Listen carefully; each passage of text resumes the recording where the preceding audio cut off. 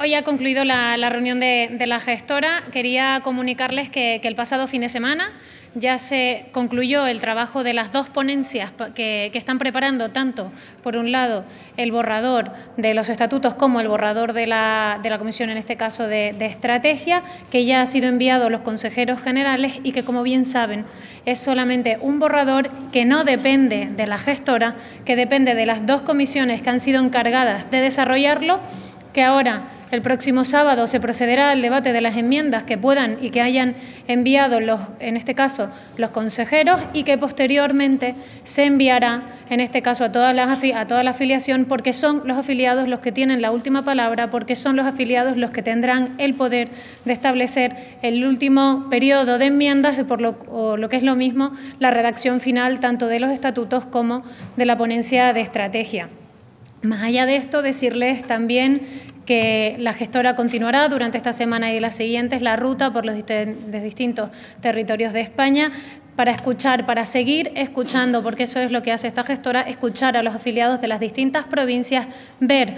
o identificar los sentimientos que tienen y también la voluntad de cambio y sobre todo la voluntad de seguir construyendo un proyecto como es el de Ciudadanos. Así que más allá de esto, estoy abierta a las preguntas, pero sí que quería enfatizar el hecho de que se ha creado la ponencia de estatutos y se creó también la ponencia de estrategia, que no dependen de la gestora, ni ese borrador, ni el de estatutos ni el de estrategia se vota en la gestora ni se debate en la gestora, que ya ha sido enviado a los consejeros y que serán en primer término los consejeros los que procederán a las enmiendas que se votarán el próximo sábado y en último término los afiliados que decidirán realmente cómo será la redacción final de dichos documentos. Así que abierto a preguntas.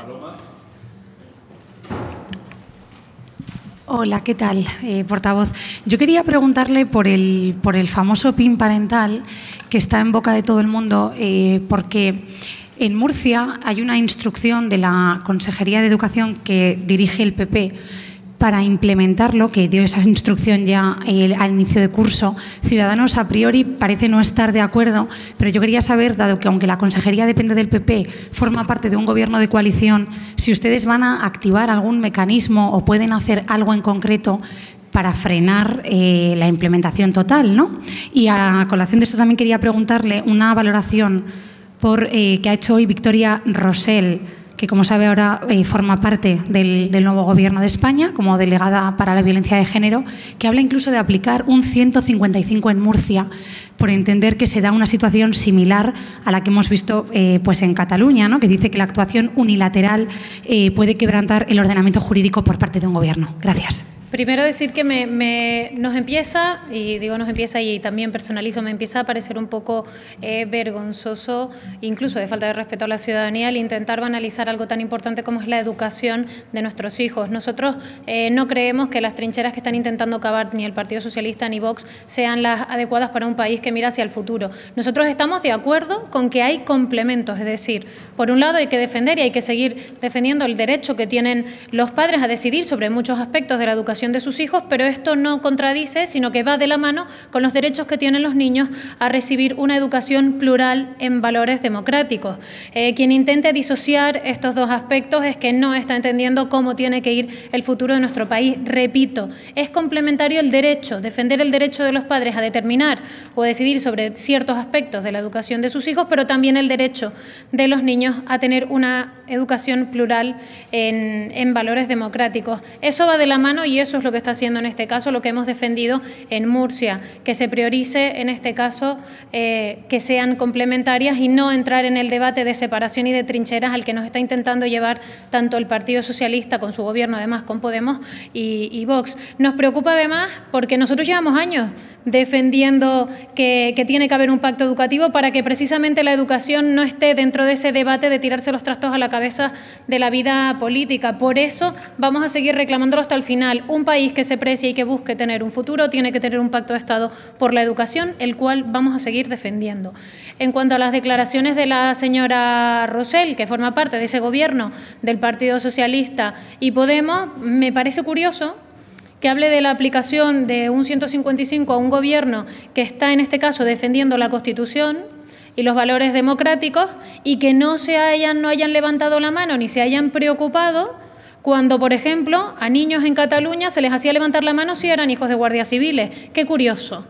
Me parece muy curioso porque parece que el adoctrinamiento, si viene de un lado, les parece bien a unos y si viene bien del otro, les parece bien a los otros. Y aquí lo que se está perdiendo la perspectiva es que la educación no es una herramienta política, la educación es esa gran base plural, por supuesto, y que respete, como dije, de manera colaborativa tanto los derechos de los padres como los derechos de los niños, pero que sobre todo la educación, el fin último que tiene que tener es tener un país que mire hacia el futuro y que forme a unos ciudadanos con garantías de derechos en valores, por supuesto, en el que todos nos respetemos y en valores democráticos y constitucionales. Así que me sorprende que la señora Rosell de repente se ponga nerviosa o el gobierno del señor Sánchez con el señor Pablo Iglesias y hable de 155, una comunidad autónoma que está respetando, y digo respetando los valores democráticos y constitucionales y los derechos de todos los murcianos y de los niños murcianos, y que luego no se sonrojen cuando se adoctrinan las escuelas, por ejemplo, en Cataluña, o cuando a niños, repito, a niños, porque son niños y no son adultos, se les hace levantar la mano en función del trabajo al que tengan sus padres. Eso sí que es para preocuparse y eso sí que le debería hacer reflexionar al gobierno del señor Sánchez y al señor Iglesias. Hola, buenos días. Yo quería preguntarle por una tribuna que ha escrito Francisco Igea hoy en El Confidencial, en la que critica la falta de cambios en la estructura del partido y la falta también de democracia, echando de menos que no se tengan tanto en cuenta los afiliados. Gracias. Bueno, yo lo primero, como miembro de la gestora, respeto las opiniones de todos nuestros afiliados, pero también les invito a que seamos constructivos de una vez. ¿Por qué digo constructivos? Porque la gestora no ha realizado el borrador de los estatutos, la gestora no ha realizado, en este caso, el borrador de la ponencia de estrategia. La ponencia de estatutos está formada por miembros del Consejo General y por 3 miembros de la gestora, pero que ese borrador no se ha debatido en la gestora ni se ha votado en la gestora, y lo mismo ha pasado con el documento de estrategia. Le invito, como afiliado de base y a cualquier afiliado del partido, que presenten las enmiendas oportunas, porque, como les acabo de decir al inicio de la rueda de prensa, son borradores que en primer paso pasarán a los consejeros que ya les ha llegado y que este sábado votaremos las enmiendas que ellos presenten y que se debaten, y que en último término serán los afiliados, como siempre, los que presenten las enmiendas que tengan y que crean oportunas y que se acabarán votando en esa Asamblea General del partido. Así que hablar de falta de democracia como cuando cualquier afiliado puede enmendar unos estatutos me parece un poco osado y me parece un poco de faltar a la verdad. Así que le invito, tanto en este caso al señor Igea como a cualquier afiliado del partido, que si no está de acuerdo con el borrador que se ha presentado, que es totalmente legítimo, que presenten las enmiendas que consideren oportunas, porque lo que queremos, por lo menos las aspiraciones por parte de la gestora, es que lo que salga de la próxima Asamblea General sea un documento de consenso, sea un documento en el que los afiliados tengan la voz, en el que los afiliados sean los protagonistas y que acabe teniendo la firma de todos los afiliados que presenten todas las enmiendas que consideren oportunas al informe, como se ha hecho en otras ocasiones.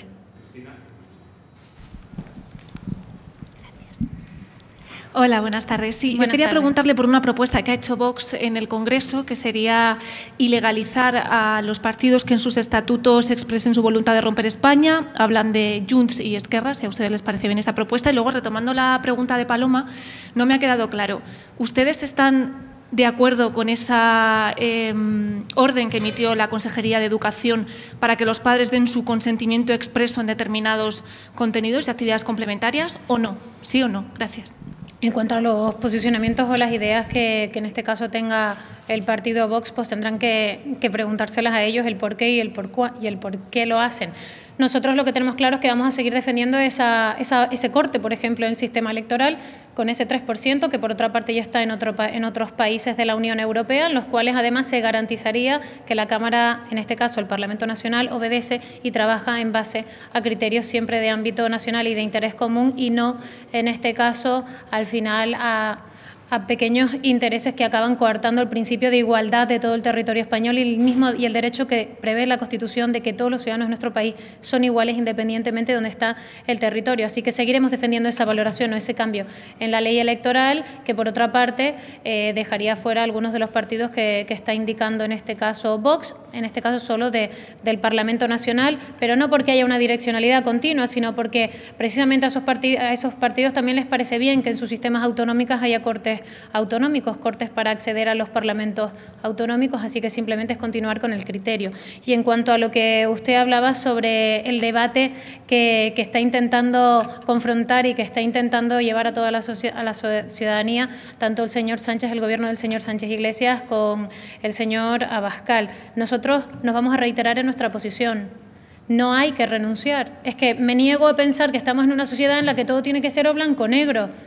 Discúlpenos, y a mí personalmente, por pensar que hay cosas que no son blanco o negro. Es que no hay que renunciar ni a que, en este caso, los padres sigan teniendo y tengan el derecho a ver sobre ciertos contenidos de la educación de sus hijos, pero también hay que mantener el derecho de los niños a que puedan tener una educación plural, en este caso, y en valores democráticos. Intentar reducirlo a un sí o un no sería no entender lo complejo de un sistema educativo y sería el no atender a la garantía de los derechos que tienen en este caso tanto los padres como los niños. A mí no me parece para nada ambiguo, al contrario. Creo que precisamente lo que no nos vamos a colocar es en el marco de uno o de otro, porque nuestro marco es diferente. O sea, nosotros no vamos a renunciar, y si depende de Ciudadanos que haya un pacto de Estado por la educación, no se va a renunciar ni en este caso, ni a que los padres puedan decidir sobre muchos aspectos de la educación de sus hijos, como ya pasa en muchos aspectos, ni tampoco vamos a renunciar a que se garantice que los niños tienen un derecho a una educación en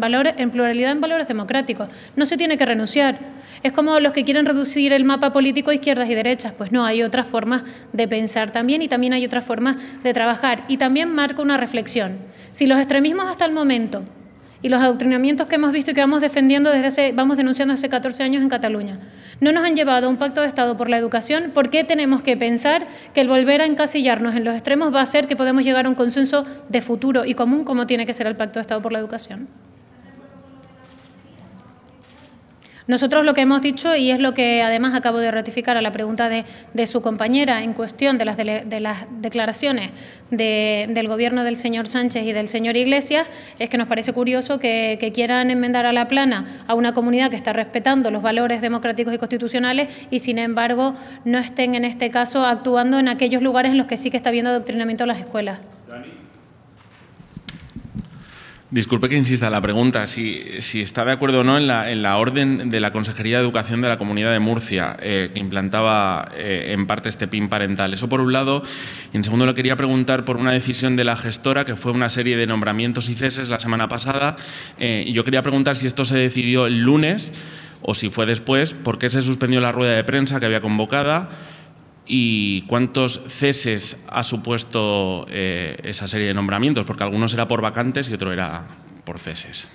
Bueno, en cuanto a la primera, reiterar que nosotros entendemos que se tiene que defender y que va de la mano, porque es en este caso complementario el defender los derechos de los padres y el derecho de los niños, y eso es lo que vamos a hacer prevalecer en todos los gobiernos en los que estemos nosotros. Así que más allá de eso, poco más puedo argumentar. En cuanto a lo que usted dice, tendrá que preguntarle a mis compañeros al final, pero se canceló en este caso la rueda de prensa porque teníamos otras declaraciones simultáneas en otro lugar, y para que ustedes no tuviesen el esfuerzo de estar en dos sitios al mismo tiempo, porque creo que no son muchos en esa habilidad, igual que yo tampoco puedo estar en dos sitios al mismo tiempo. Fue al final con fines básicamente para facilitarles la comunicación y no dividirla. Más allá de eso, la gestora tiene la potestad, porque así se nos dio cuando se nos eligió, de establecer distintos protocolos y criterios a la hora de establecer, en este caso, esos nombramientos. Nosotros lo que se hizo en la pasada gestora fue cubrir vacantes que habían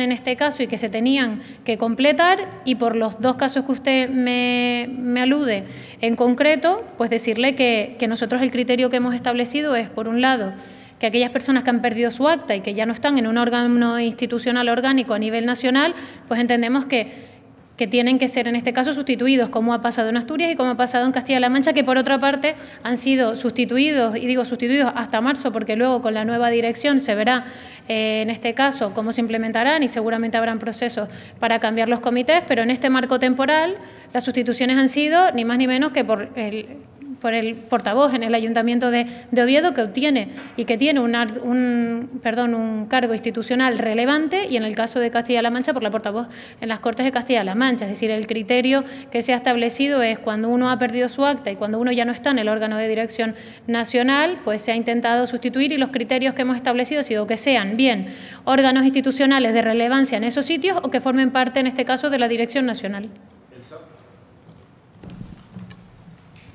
Buenas tardes. Ya se le ha preguntado por el señor Igea y esa tribuna, pero quería en concreto preguntarle qué opinión le merece que la expresión del señor Igea sobre la ponencia de estatutos haya sido que son unos estatutos leninistas. Y sobre el asunto del PIN parental, yo había entendido por las últimas manifestaciones de los principales dirigentes del partido que ustedes estaban en contra de esta medida, de la medida del PIN parental. Así lo manifestó Edmundo Val el viernes en el Congreso, la señora Begoña Villacís este fin de semana.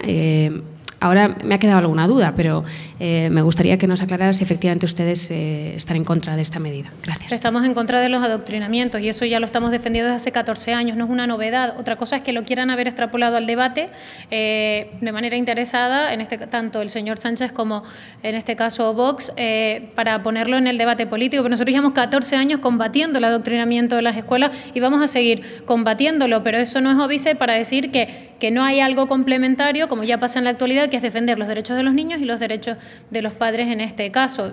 Creo que no hay ninguna duda al respecto. En cuanto a las declaraciones del señor Igea sobre si el borrador, porque no son los estatutos, es el borrador de estatutos es leninista o no, pues tendrán que preguntarle a él si se los ha leído bien, si esa denominación le parece correcta, y yo le invito como portavoz de la gestora a que participe como cualquier otro afiliado y que enmiende todo aquello que le pueda parecer digno de esa calificación. A mí personalmente yo le podría dar mi opinión, se la tendré que dar fuera de aquí porque aquí estoy como portavoz de la gestora sobre si me parecen una cosa u otra los estatutos, pero repito, la gestora lo único que hace en este caso es facilitar el camino del partido hasta la próxima Asamblea General. Si cualquier afiliado, se llame señor Igea, como se llame Pepito, cree o considera que hay algo en los estatutos, en ese borrador de estatutos, que todavía no ha pasado ni el primer trámite de enmienda, que considera que es enmendable porque no le representa o no le gusta, pues nosotros desde la gestora le invitamos a que presente las enmiendas que sean correspondientes, como hace cualquier otro afiliado, porque repito, es un borrador que pasará 2 trámites de enmiendas. Primero los del Consejo General, que se votarán el próximo sábado, y en segundo lugar en la Asamblea General, que serán las enmiendas de todos los afiliados del partido. Creo que no hay ningún órgano más democrático que el que todos los afiliados puedan precisamente enmendar todo aquello que no les gusten de unos estatutos o de la ponencia de estrategia. Vamos a ir terminando ahí, Mariano. Sí, buenas tardes, portavoz. Sobre la actuación de la gestora, estrictamente sobre la actuación de la gestora en los ceses, no me terminan de quedar claro tres aspectos. El señor Bofill dijo el otro día en unas declaraciones en Almería que los estatutos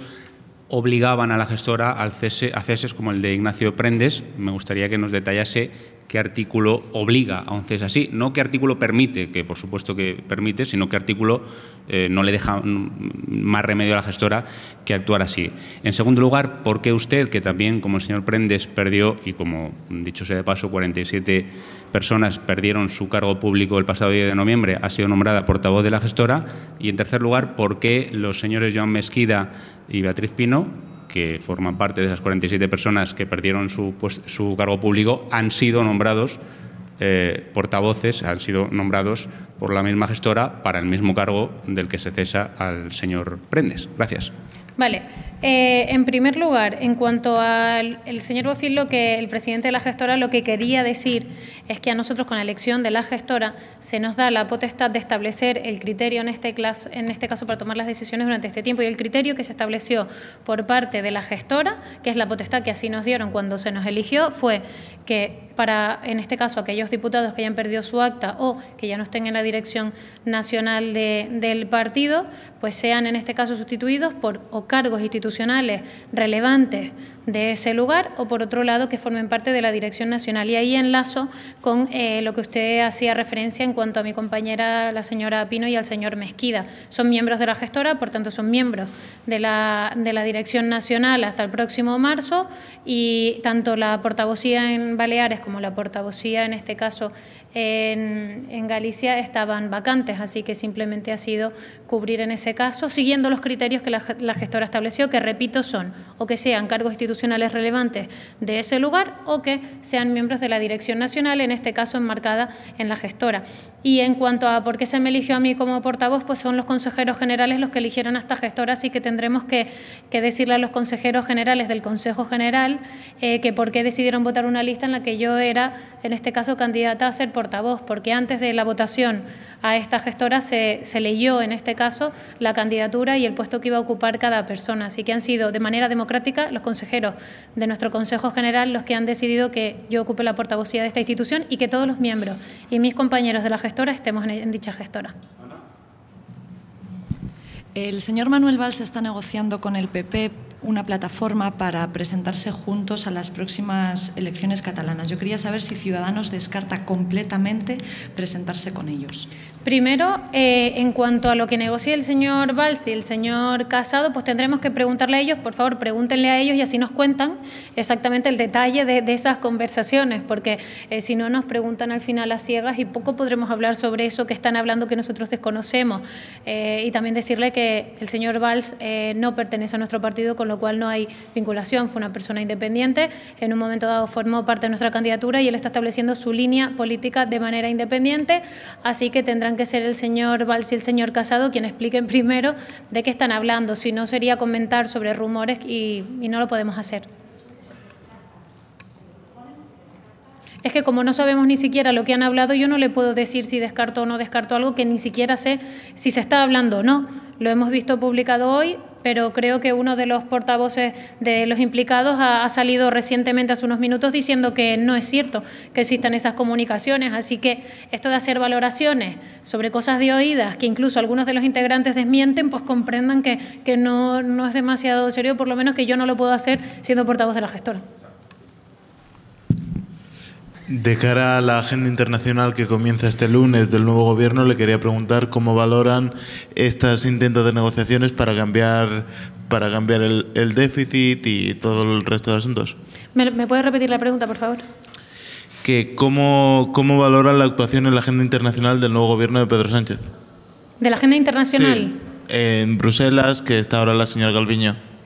Bueno, lo que está claro es que también escuchando a la portavoz del Gobierno y a la ministra de Hacienda no han variado mucho su línea de los meses anteriores, es decir, siguen pensando que subir impuestos a los españoles es bueno, cuando nosotros seguimos pensando y defendiendo que el dinero donde mejor está es en los bolsillos de los españoles. Está demostrado, lo hemos demostrado ya en Andalucía en el tiempo que llevamos de gobierno y que por otra parte es el único gobierno autonómico que ya ha sido capaz de sacar 2 presupuestos adelante. El señor Sánchez en estos años no ha sacado ningún presupuesto adelante. Hemos demostrado que bajando los impuestos se aumenta la recaudación, porque si ustedes tienen más dinero en el bolsillo, consumirán más, con lo cual, al final, en las cosas que comprarán, gastarán, en este caso, o pagarán impuestos y se acaba recaudando más. Así que no creemos en la falacia que nos está vendiendo el Partido Socialista de que la solución a la economía de nuestro país es subir y asfixiar a impuestos a los ciudadanos de nuestro país.